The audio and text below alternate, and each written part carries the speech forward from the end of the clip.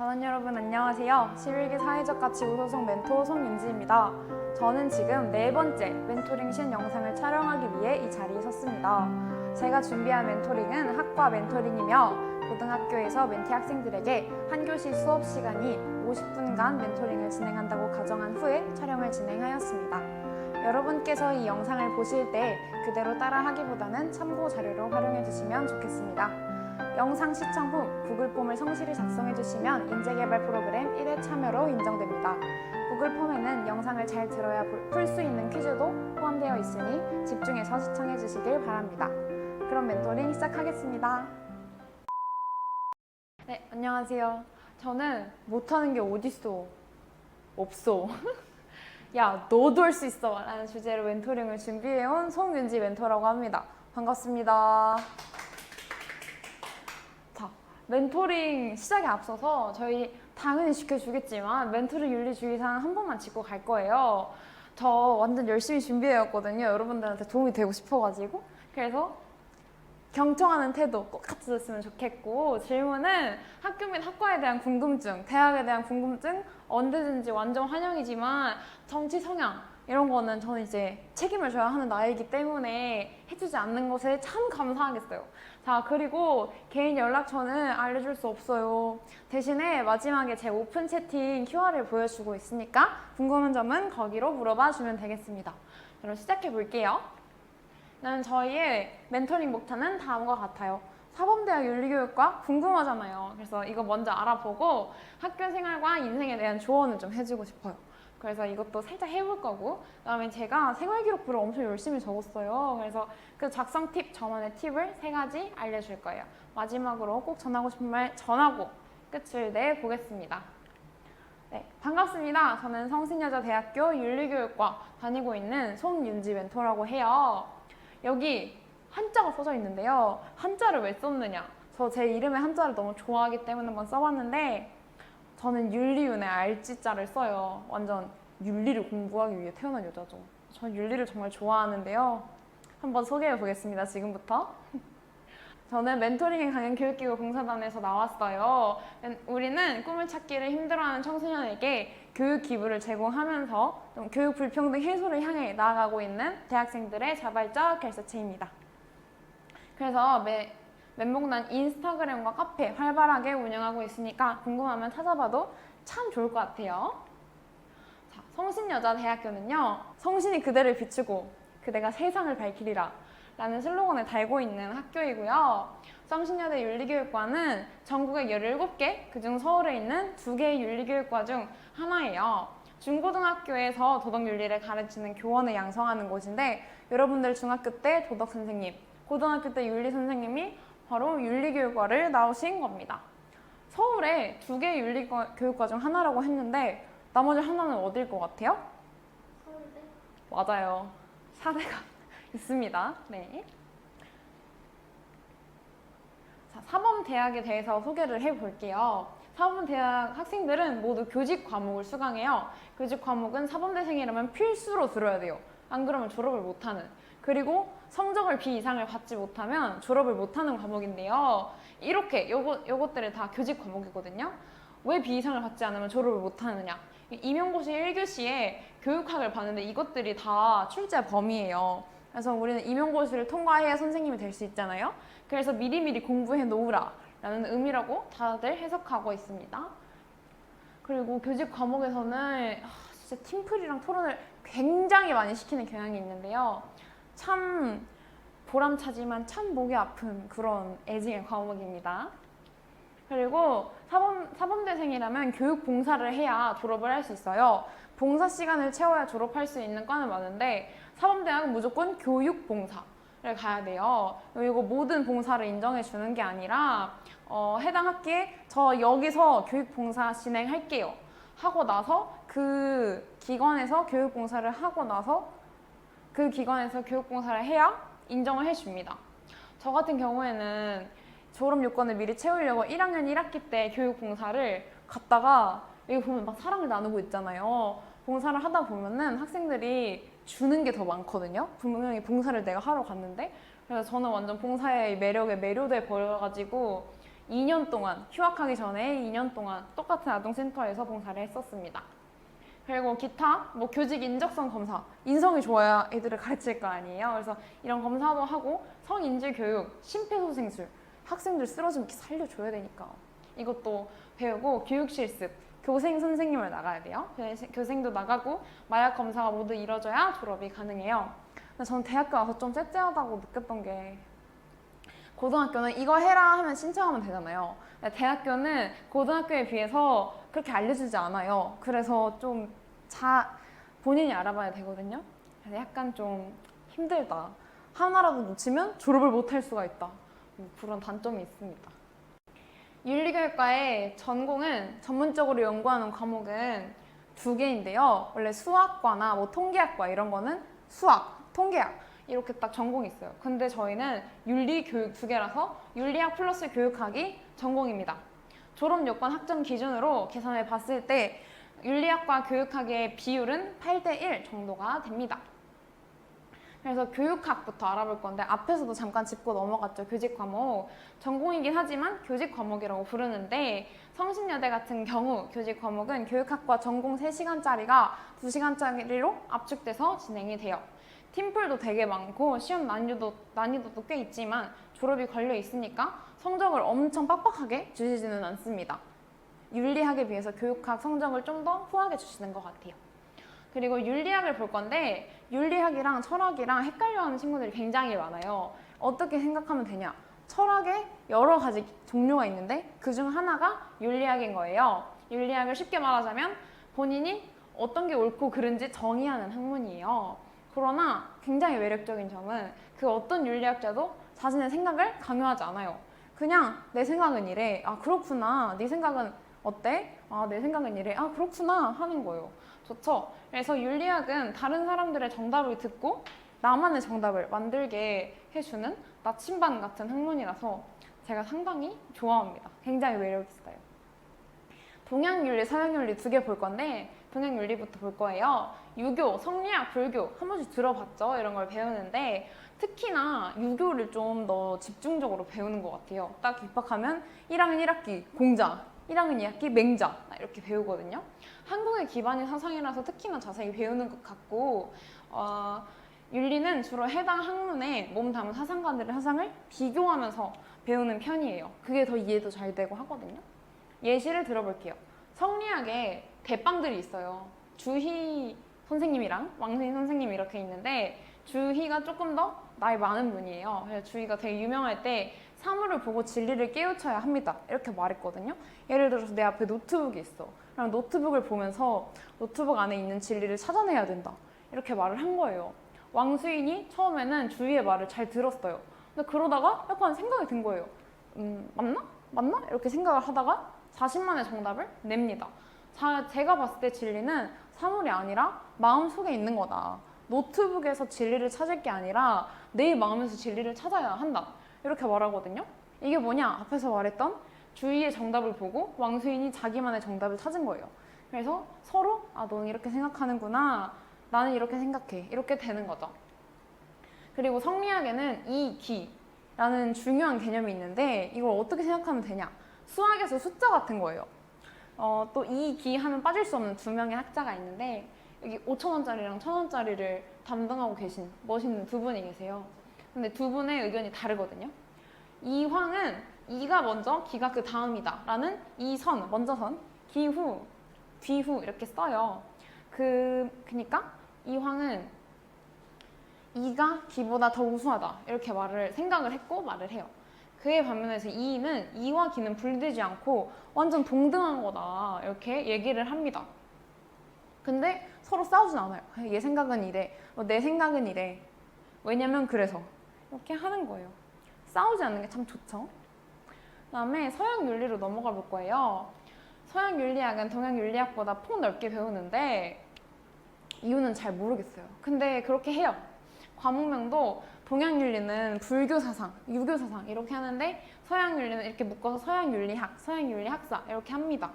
그래서 동양 윤리 시간에 비해서 더 얕지만 더 넓은 지식을 알 수 있어요. 2개의 장단점이 있죠.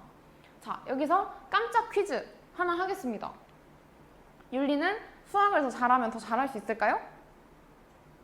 말해볼까요? X 합니다. 왜 X라고 생각하세요? 둘이 관계가 없어 보여요. 관계가 없어 보이는군요. 옆에 친구는 어떻게 생각하세요? 저는 O라고 생각합니다. 왜 O라고 생각합니까? 약간 철학자랑 수학자랑 이렇게 한 사람이 같이 하는 거 본 적이 있었던 것 같아요. 오, 예리해요. 맞아요. 윤리는 수학을 잘하면 더 잘할 수 있는데 그 이유가 이 뒤에 나옵니다. 서양 윤리의 기본 중에 기본은 논리학이에요. 여기 보면은 약간 이거 보면 이렇게 되시죠? 걱정하지 마세요. 우리 같이 안 다룰 거고 이런 식으로 좀 문장을 짧게 만들거든요. 되게 딱딱딱. 예를 들면 나는 오늘 졸리다 라는 문장을 P라고 하면 나는 오늘 졸리지 않다를 이렇게 물결 P 이렇게 만들어 보는 거예요. 이건 논P라고 부르거든요. 하나 더 해볼게요. P라는 문장이 송윤지는 커피 마시는 것을 좋아한다. 좋아하거든요. 그 다음에 Q, 송윤지는 건강을 중요하게 생각한다. 이것들 PQ로 봤을 때 이 문장 두 개를 합치면 송윤지는 커피 마시는 것을 좋아하고 건강을 중요하게 생각한다. 이렇게 되잖아요. 너무 길죠? 근데 논리학에서는 이게 PQ로 정해버렸으니까 P.Q? 이렇게 돼버리는 거예요. 이런 게 되게 딱딱딱 깔끔하게 떨어지고 이게 뒤에 보면 되게 복잡해진단 말이에요. 그래서 수학을 잘하면 논리학을 잘 이해할 수 있으니까 기반을 잘 다질 수 있어요. 그래서 수학을 잘하면 윤리를 공부할 때 좋습니다. 자, 또 이제 재밌는 얘기를 한번 해줘 볼게요. 공리주의의 대표 주자 중에 벤담이라는 사람이 있어요. 근데 여러분 혹시 여기 사진에서 뭔가 좀 어색하다, 좀 이상하다 하는 부분 있나요? 오른쪽 사람. 오른쪽 사람? 이 사람? 네. 네, 이 사람이에요. 보고 있어요. 허공을 보고 있어요. 맞아요. 뭔가 이상하죠? 자, 방금 봤던 그 오른쪽 사람은 벤담의 미라예요. 죽은 사람을. 벤담이 뭐라고 했냐면, 벤담이 돈을 많이 벌어서 대학교를 세웠어요. 대학교를 되게 애정했나 봐요. 자기가 죽으면 자기를 미라로 만들고 그 미라를 대학교 이사회 회의에 계속 참석하게 하라고 했대요. 사람들은 그렇게 해줬어요. 그래서 100년, 200년 동안 이렇게 회의에 미라가 참석을 했습니다. 이제는 하지 않고요. 런던 대학교에 벤담의 미라는 전시되어 있어가지고 런던 여행 가면 한 번씩 보고 오는 그런 것입니다. 신기하죠?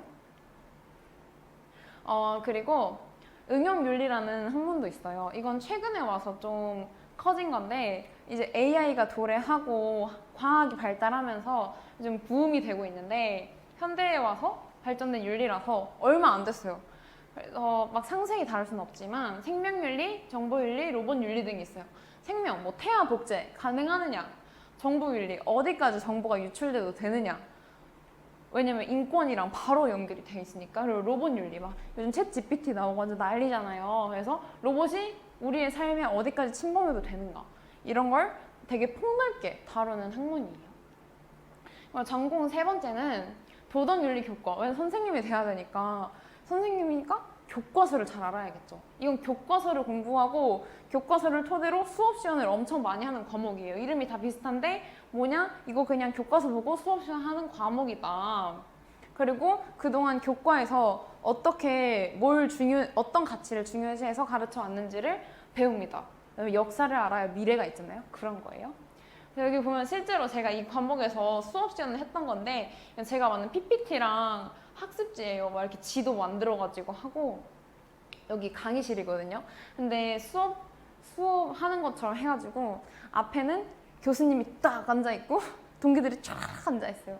그러면 그 정적 속에서 학생들이 상당히 그 대답을 잘한다고 가정을 하고 혼자 이렇게 하는 거예요. 그래서 자 얘들아 오늘은 이러면서 교수님 앉아있는데 막 반말하고 자 발표해볼 사람 이러고 오늘 자기 점수를 매겨볼까? 수업 위로 올려볼까? 막 이런 거 합니다.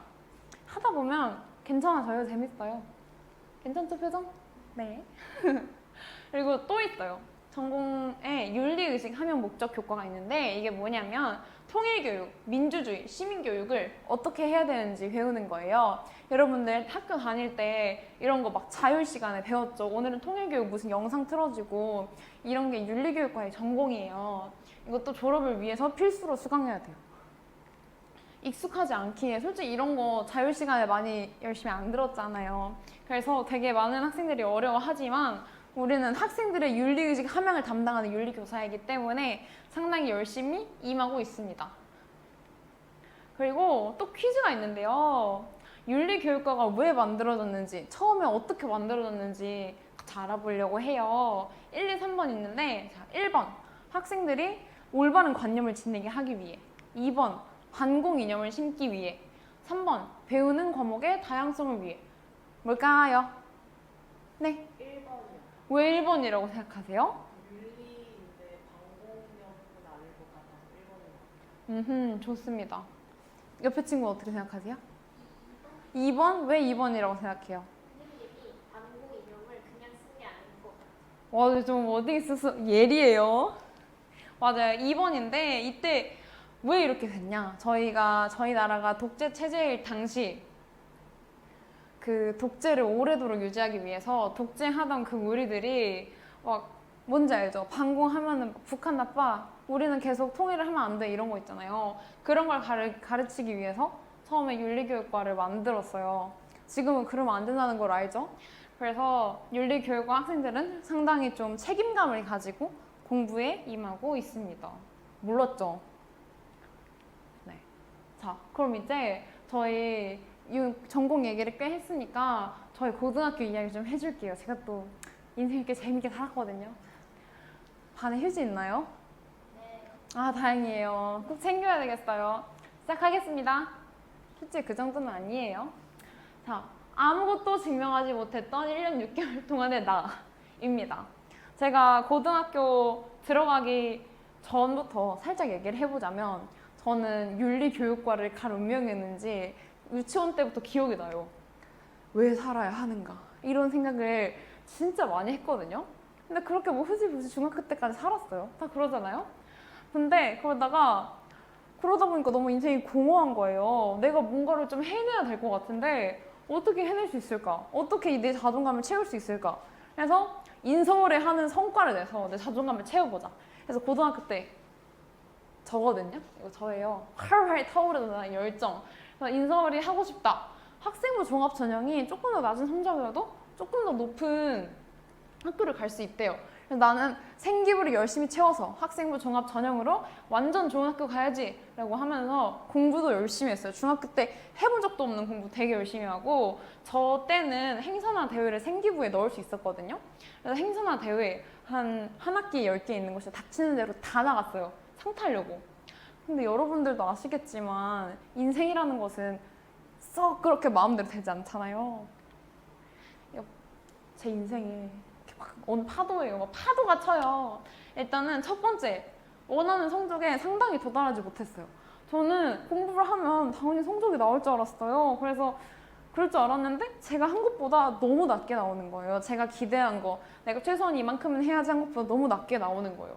근데 이게 1년 6개월 동안 계속 제자리니까 좌절이 막 어떤 생각이 드냐면 내가 아무것도 안 되나? 나는 해도 안 될 사람인가? 이런 생각이 듭니다.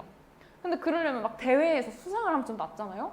근데 와, 제가 생각보다 뭐 이런 걸 못하더라고요. 몰랐어요. 1년 반 동안 대회를 30개 정도 나갔는데 상을 딱 한 개 받은 거예요. 근데 한 개 받은 것도 잘한 거지만 저는 제가 더 많이 받을 줄 알았고 주변에 있는 친구들이 성적에 내가 원하는 성적에 있는 친구들이 대회에 나가서 상을 다 쓸어버리는 거예요.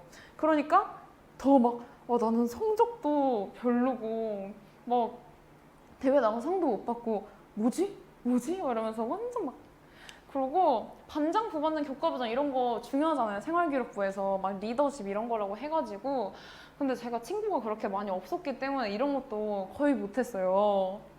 그러니까 저예요.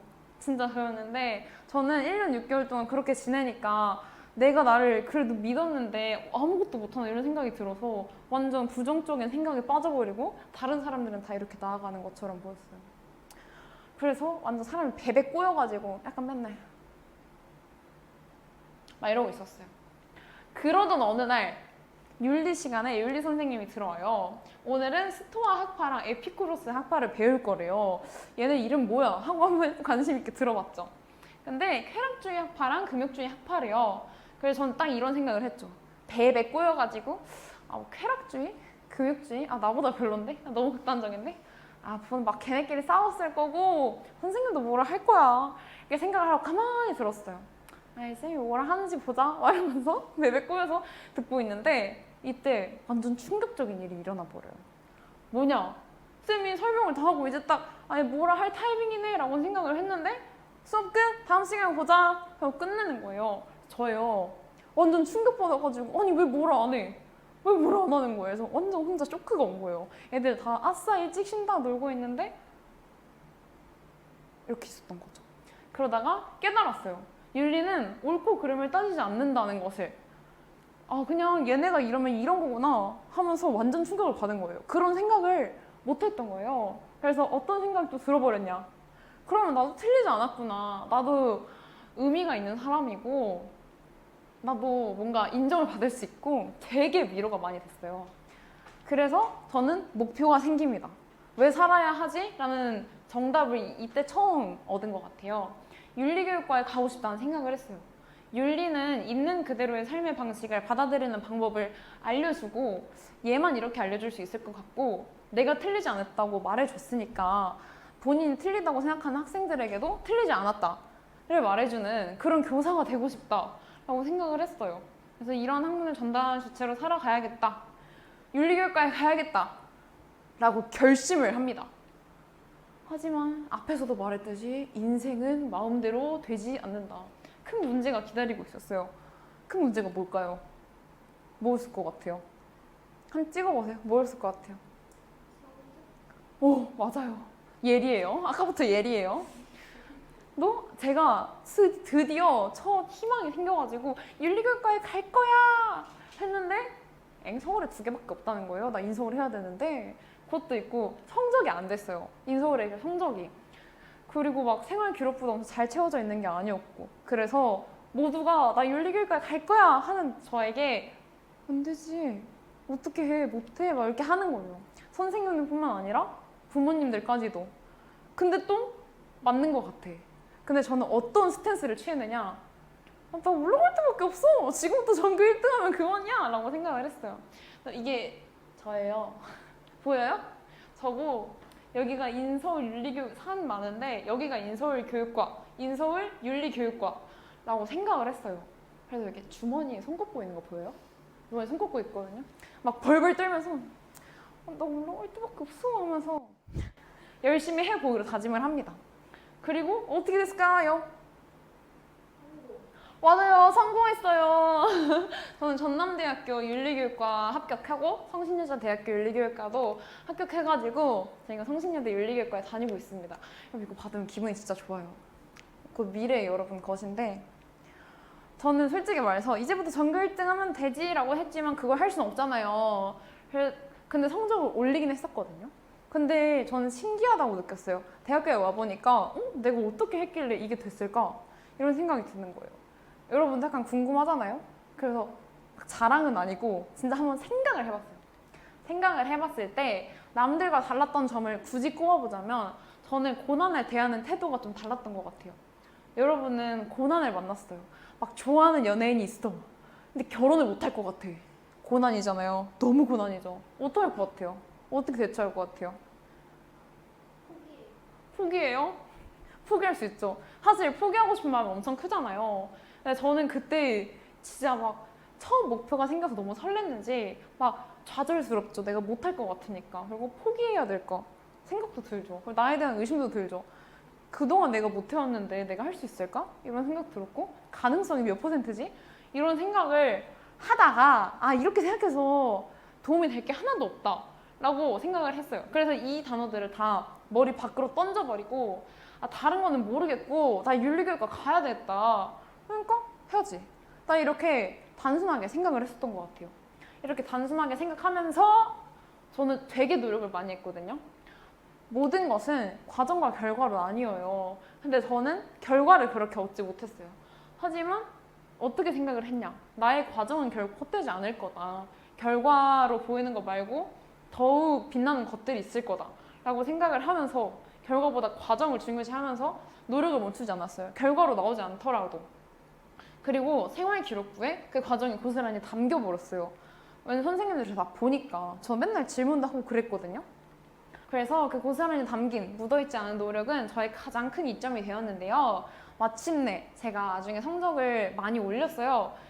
그랬을 때 더욱 극적인 효과를 내버렸어요. 열심히 하더니 성공했구나. 이건 같이 생활하던 친구들, 선생님들 뿐만 아니라 생활기록부를 넘겨보는 대학 입학 사정관들도 봤겠죠. 그래서 저는 대학교를 갈 수 있었던 것 같고요. 이거는 제가 진짜 소중하게 여기고 있는 그건데, 제가 국어를 진짜 상상도 못했거든요. 진짜 압도적으로 못했단 말이에요. 근데 제가 특히나 이 선생님 수업을 어려워했어요. 국어 선생님과의 카톡인데 제가 그래서 너무 이해가 안 돼가지고 쌤한테 가서 막 질문하고 그랬는데 하나도 못 알아듣고 그랬거든요. 그래서 저 결국에는 이 선생님이 학교를 떠나시기 전까지 어떤 성과도 못 보여드렸단 말이에요. 근데 생각이 나서 대학교에 오고 연락을 드립니다. 저 성신여대 윤리교육과에 갔어요 하니까 이제 서울로 갔구나 이렇게 말씀을 해주셨는데, 제가 해석해 드릴게요. 국어 선생님처럼. 한계에 부딪히고 괴로워하면서도 내 말은 이해를 못했지만 어떻게 해서든지 나가려고 노력하는 너의 비장함, 질문은 계속 하더라, 이거였거든요. 힘든 시간들을 잘 버티고 성장해서 이렇게 원하는 데에 입학했네, 축하한다 라고 하셨어요. 그래서 저는 이걸 보고 와, 내가 노력을 했었구나 하면서 정말 많이 감동을 받았던 것 같아요. 그래서 노력을 하면요, 그 결과로 나오지 않더라도 분명히 이런 값진 것들을 얻을 테니까 저처럼 좀 생각해 보는 것도 되게 도움이 많이 될 것 같아요. 그리고 생활기록부 작성 팁을 좀 간단히 알려주려고 하는데 3가지가 있어요. 첫 번째로 집중할 키워드를 찾는 겁니다. 저는 2학년 때는 공감과 비판, 3학년은 자유와 주체성, 이렇게 키워드를 찾았거든요. 왜냐면은 저도 나름 생각이 있었어요. 공감과 비판을 할 수 있어야 자유와 주체성을 찾을 수 있겠다, 이런 생각을 해가지고 채웠었거든요. 그래서 저는 자소서도 썼었는데 이런 거를 막 싹 뽑아내가지고 썼단 말이에요. 그래서 집중할 키워드를 뽑아서 생활기록부, 본인의 생활기록부 컨셉을 잡는 거예요. 컨셉에 막 잡아먹혀도 좋아요. 요즘 보면은 막 연예인들도 막 컨셉 자기인 것처럼 유튜브에 되게 많잖아요. 저도 그런 것처럼. 그래서 저도 3학년 때 약간 3학년 때 좀 반항심이 생기잖아요. 그래서 왜 자유롭지 않지? 이러면서 막 다녔거든요. 그랬단 말이에요. 저처럼 컨셉을 잡아먹혀도 좋으니까 컨셉을 철저하게 지키고 끝까지 밀고 나가기, 무조건. 그리고 이렇게 듣다 보면 생각이 들 수 있는 게 내 생기부는 컨셉이 없는 것 같아 라는 생각이 들 수 있거든요. 근데 막상 생기부를 보잖아요. 그러면 본인의 것이기 때문에 본인의 생각이 다 나열이 되어 있어요. 그래서 잘 찾아보면 다 있으니까 한번 나는 어떤 컨셉을 찾을 것인가, 어떤 컨셉을 가질 것인가 되게 많이 공부해 보면 좋겠어요. 분명히 도움이 될 거예요. 그리고 한 번에 끝나는 건 없다라고 생각을 했어요. 이게 뭔 소리냐? 저는 항상 어떤 걸 배우면 그거를 실제 사회에 한번 대입해 봤어요. 이 사회는 이 이론에 근거했을 때 잘못됐다. 그럼 어떻게 해야 될까? 이거를 어떻게 해야 되는지에 대한 저만의 해결책을 항상 제시를 했어요. 문제점 자각은 사실 유치원생도 할 수 있는 거거든요. 이거 싫어, 할 수 있잖아요. 생활기록부는 나의 생각을 드러내야 하는 곳이므로 나의 생각인 해결책을 제시해야 돼요. 그래서 생활기록부를 채울 때는 끊임없이 엮으려고 매달리고 고민을 해야 돼요. 그래서 내가 예를 들어서 1학년 때 뭐 했어? 그러면은 그거 가지고 또 뭘 하고 또 뭘 하고 점점 눈송이를 굴리듯이 크게 하는 거예요. 크게 만드는 거예요. 그리고 제가 제일 중요하게 생각하는 건데, 3번째 팁은 대학교에 갈 때 막 간절하니까 나 진짜 이거 되고 싶은데 이걸 어떻게 표현하지? 이렇게 하는 게 아니라 좀 기계가 있게. 저는 이제 땡땡 같은 경우는 저는 윤리교사가 되고자 하는 마음을 갖고 뭐를 했고 뭐를 하면서 노력하고 있어요. 보이죠? 노력하는 거. 그러니까 이 학과에 나를 진학시켜야 합니다. 이런 인상을 줘야 돼요. 뭔가 근거 있는 자신감이죠. 자만감 말고. 그래서 저는 되게 빌려고 하지 않았고 설득하려고 했어요. 객관적으로. 그런 스탠스를 취해야 되거든요. 그래서 생활기록부를 통해서 내가 누구인지를 보여줘야 돼요. 특히나 요즘 중요하잖아요. 정답은 없으니까 불안해하지 말고 그냥 내가 이런 사람입니다를 명확하게 제시할 수 있으면 충분히 면접관들을 설득할 수 있을 것이라고 생각을 합니다. 자, 마지막으로 꼭 하고 싶은 말이 있는데요. 여러분 이게 뭐죠? 배추요. 배추 셀 때 뭐라고 하나요? 포기요. 혹시 포기라는 단어가 포기라는 단어가 배추 셀 때 말고 또 다른 뜻이 있나요? 있나요? 그죠? 없는 것 같은데 있어요? 없는 것 같죠? 없어요. 실제로 그래요. 제가 여러분들한테 꼭 하고 싶은 말은 뭐가 되었든 절대 포기하지 말라는 말을 너무 해주고 싶어요. 왜냐면 결과는 사실 아무도 몰라요. 또 하면 뭐라도 돼요. 그리고 결과는 아무도 모른다고 해서 그 어떤 노력의 과정이 거쳐진다고 하더라도 결과가 안 나올 수도 있어요. 근데 그 과정은 절대 한순간도 무의미하지 않단 말이죠. 그러니까 일단 뭐 하고 싶은 게 있다. 그러면 전력을 다해서 한번 해보세요. 그렇게 하면 나 되게 괜찮은 사람이잖아. 이게 됐잖아. 이게 됩니다. 그러니까 꼭 포기하지 않고 하고 싶은 걸 끝까지 해 나가면 좋겠어요. 그렇게 사는 삶의 경험이 양분이 돼서 멋진 사람이 될 수 있게 해줄 겁니다. 자, 이제 질문을 받아볼게요. 혹시 질문하고 싶은 거 있나요? 네. 윤리교육과는 책을 많이 읽거나 뭔가 국어를 잘하는 사람이 더 잘하나요? 사실 그럴 수밖에 없다고 말을 하고 싶은 게 그러니까 윤리학에서는 엄청 많은 사람이 어떻게 말했는지를 배우고 외우고 한단 말이에요. 이해하고. 근데 그러려면은 먹는 것도 많이 먹어본 사람이 아닌 것처럼 남들의 의견을 충분히 많이 들어본 사람이 그걸 더 받아들이기 쉽고 뭔가 이해하기도 더 쉬워요. 그래서 책을 많이 읽는 친구들이 실제로 공부도 덜 어려워하고 이해도 더 잘하고 그러는 것 같아요. 네. 성신여대 주변에 네. 관심 많나요? 성신여대 하면 또 상권을 안 말할 수가 없는데 성신여대 상권이 말도 안 되게 좋단 말이죠. 약간 저는 그래서 와, 나 성신여대 오기면 너무 잘했다를 밥 먹으면서 느꼈는데 진짜 성신여대 입구역에서 내려서 성신여대까지 가는데 맛있는 게 엄청 많아요. 그리고 성신여대 학생들이 입맛이 예민한지 맛없는 건 진짜 계속 없어지거든요. 그리고 그 성북구에 대학이 되게 많은데 성북구 대학생들이 다 성신여대 앞에 와서 밥 먹고 막 카페 가고 한단 말이에요. 그렇습니다. 성신여대 근처에 맛있는 거 엄청 많아요. 네, 질문 또 있나요?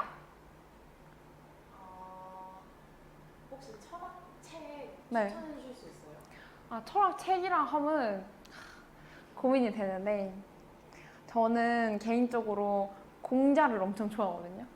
왜냐면은 물론 유교 사상 막 남자 위 이런 거는 싫은데 되게 뭔가 읽고 있으면 마음이 편안해지고 공자는 좀 어떻게 해야 내가 우수한 사람이 되느냐 이런 말을 되게 열심히 했었어요. 그리고 엄청 유명하잖아요. 그래서 공자 책이 엄청 쉬운 게 많거든요. 막 50일 읽는 논어, 공자의 책이 논어인데 막 논어 막 이런 거 있어서 그런 것도 좋고 요즘 철학책이 되게 쉬운 게 많이 나와요. 그래서 막 니체의 말, 막 공자의 말, 소크라테스의 말 이런 게 있거든요. 그런 게 가볍고 다른 것들은 갑자기 딥해져가지고 그런 가벼운 것들부터 보면서 뭔가 마음에 드는 구절들을 구해가는 것만으로도 충분히 철학책을 읽는 가치가 있는 것 같아요. 그렇습니다. 네. 선생님 최애 철학자가 누구예요? 또 책 철학자를 물어보면은 또 말을 해야 되는데 저는 사르트르라는 사람을 진짜 좋아해요. 사르트르가 뭐 하는 사람이냐면 실존주의를 되게 주장한 사람이거든요. 제가 아까도 말했잖아요. 막 자유와 주체성 원한다고. 제가 진짜 너무 감명 깊게 생각하는 두 가지 사르트르의 말이 있는데 첫 번째는 뭐냐? 인간은 자유롭지 않을 자유는 없다. 이 말이 있거든요. 그러니까 인간은 자유롭도록 운명 지워진 존재다. 이렇게 말해요. 그러니까 모든 것을 자유롭게 할 수 있지만 자유롭지 않을 자유는 없는 거예요. 막 수동적으로 살아야 할 자유는 없는 거예요. 저는 그래서 그거에 되게 위로를 많이 받았었어요. 또 위로를 받았어요. 뭔가 자유로운 게 당연한 게 되는 거잖아요. 왜냐면 또 한국 사회 정서상 좀 시키는 거 해 이런 거여서 저는 되게 내가 삐딱선을 타고 있나 싶었거든요. 근데 안 그래서 너무 좋았어요. 사르트르 제일 좋아합니다. 혹시 성신여대 축제 재밌어요? 네, 성신여대 축제는 좀 다른 학교에 비해서 되게 규모가 작아요. 근데 나름의 장점이 있다면 아기자기 학생들끼리 하는 뭔가 고등학교 축제의 연장선 느낌? 그런 느낌이 있습니다. 아까 벤담 맞나요? 네, 벤담 맞아요. 그러면 뭔가 또 재밌는 철학자 썰이 있어요? 맞아요. 진짜 교수님들이 철학자 그 한 사람만 엄청 파고들은 분들이니까 그런 얘기들이 엄청 많은데 저는 칸트랑 소크라테스 생각이 다 나거든요. 둘 다 엄청 유명한 사람이잖아요. 근데 소크라테스가 혹시 처형당한 거 알아요? 소크라테스 처형당한 이유도 아나요? 소크라테스가 네이버에 쳐보면 나오는데 소크라테스 죄명 이렇게 치면은 진짜 청년 미혹죄 이렇게 나온단 말이에요. 그래서 그 설명이 어떻게 나오냐면 소크라테스가 젊은 청년들을 매혹해가지고 막 사회 풍조를 망가뜨리고 있다 이렇게 말을 하거든요. 그래서 처형됐다고 하거든요. 청년 미혹죄로. 근데 이거 우리 교수님이 말해줬었는데 청년 미혹을 한 게 아니라 이게 아테네 하면 뭐 떠올라요? 맞아요. 민주주의잖아요. 근데 아테네가 그 민주주의가 엄청 발달을 했었는데 한번 그 스파르타 하는 그 사람들 있잖아요. 그 사람들에 의해서 완전 강압적인 통치를 받았었어요. 몇십 년 동안. 근데 그러다가 겨우 다시 찾았어요. 아테네의 민주주의. 너무 소중하잖아요. 지켜야 되잖아요. 앞으로 절대 잃지 말아야 되잖아요. 그래서 소크라테스가 아테네 사람이거든요. 근데 소크라테스가 뭐 말하냐면 소크라테스는 그러니까 독재라고 볼 수도 있는데 철인 정치를 주장했어요. 이게 뭐냐면 민주주의는 최대한 많은 사람 이야기를 들어야 되잖아요. 근데 소크라테스는 똑똑한 철학자, 그러니까 철인 정치. 철학자 한 명이 다스려야 된다. 그래야 평화롭다. 사공이 많으면 배가 산으로 간다. 이렇게 말을 하는 거예요. 근데 소크라테스 엄청 유명한 사람이죠. 엄청 똑똑한 사람이고. 근데 소크라테스가 말하면 힘이 너무 세잖아요. 사람들이 다 따를 것 같잖아요. 그러면 큰일 나잖아요. 민주주의를 어떻게 다시 얻었는데 또 이러니까 그렇게 약간 누명을 씌워서 했다는 썰이 있습니다. 근데 진짜인지는 잘 모르겠고. 그리고 뭐 이런 얘기 재밌는 것도 있는데 칸트 엄청 유명하잖아요. 빛나는 것은 저 하늘의 별과 내 마음속의 도덕 법칙이다. 이렇게 하잖아요. 그런 엄청 유명한 사람이거든요. 철학과 교수님들이 와 칸트는 천재예요. 맨날 이렇게 한단 말이에요. 근데 칸트가 대학 수업을 할 당시에 맨 앞자리에 앉아있는 학생이 단추가 잘못 채워져 있었대요. 한 칸이 위로. 근데 그것 때문에 수업을 못 하겠다고 수업하다가 학생 미안한데 단추 좀 채워달라고 단추를 너가 잘못 채워서 도저히 수업을 못 하겠다고 막 그렇게 하고 이거는 진짜 믿거나 말거나 이야기인데 칸트가 되게 완벽주의고 막 시간표대로 막 활동하고 그랬다고 해요. 그래서 어떤 여자분이 칸트한테 청혼을 한 거예요.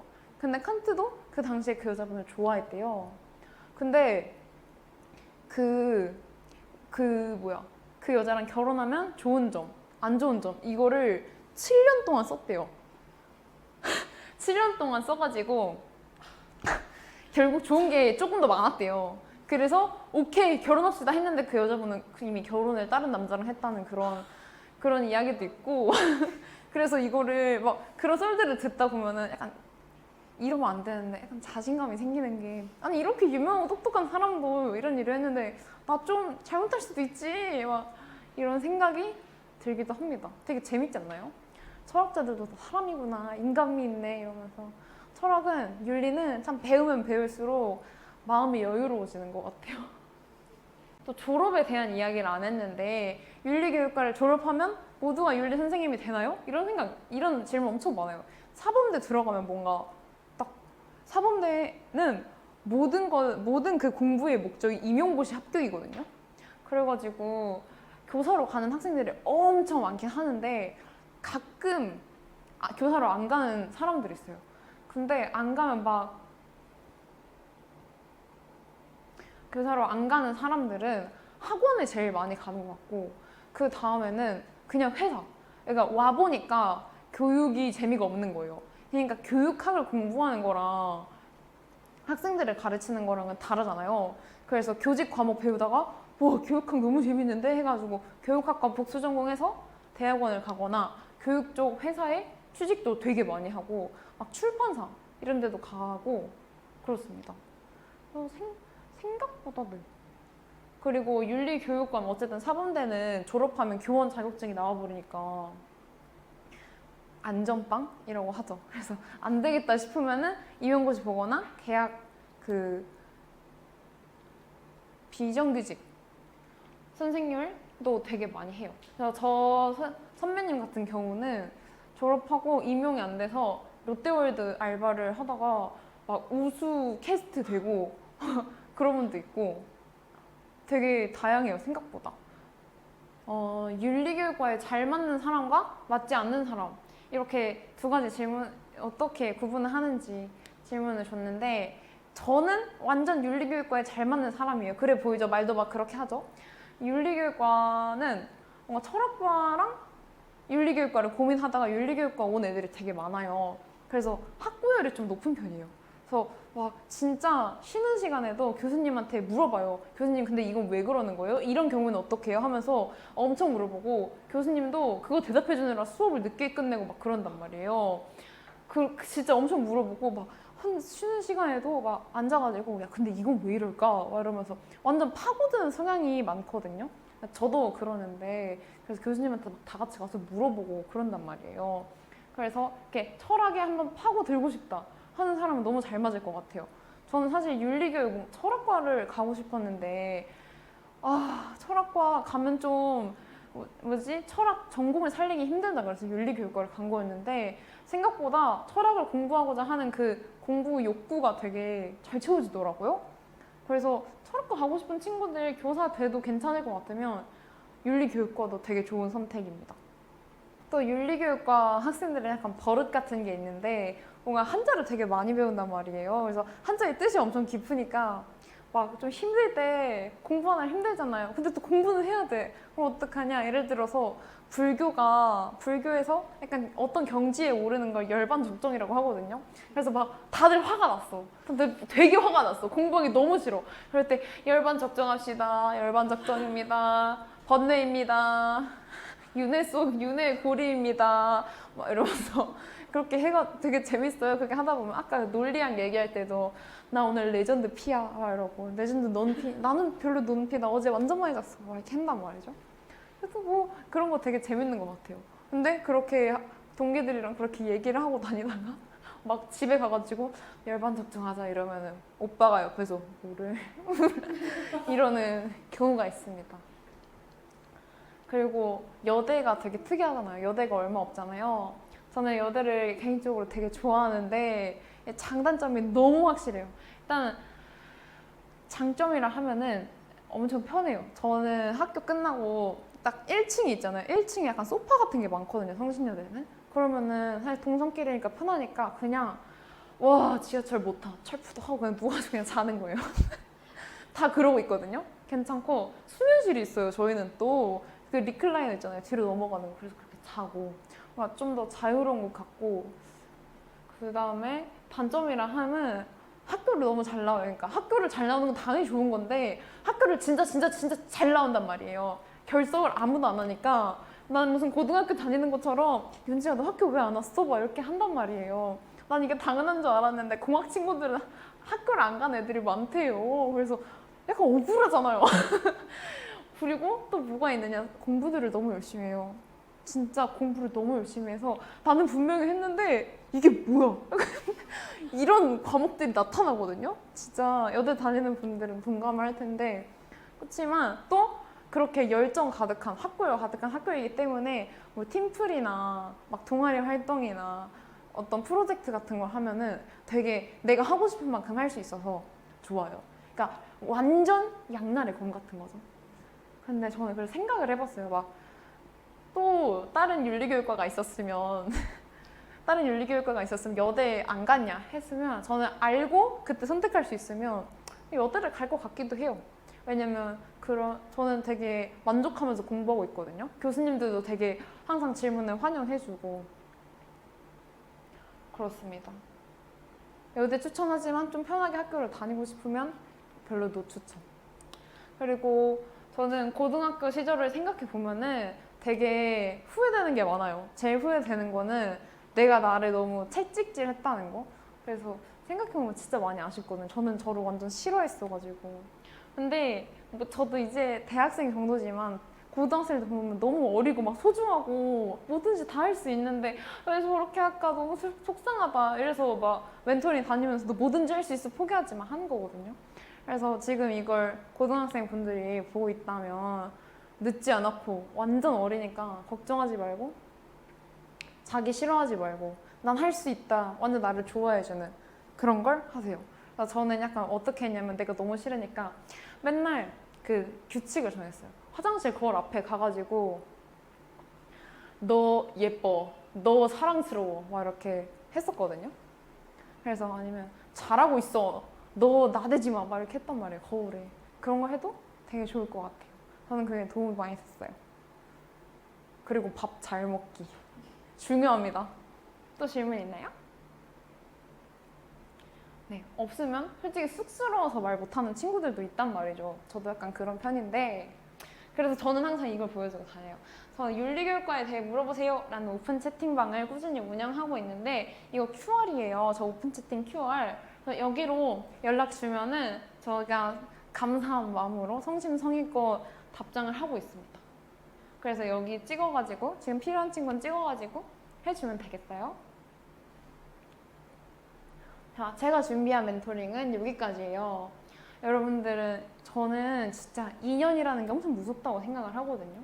이 넓은 세상에서 우리가 지금 함께 마음의 대화를 나누고 있는 것은 제가 여러분 앞에서 떠들고 있는 것은 엄청난 운명이라고 생각을 해요.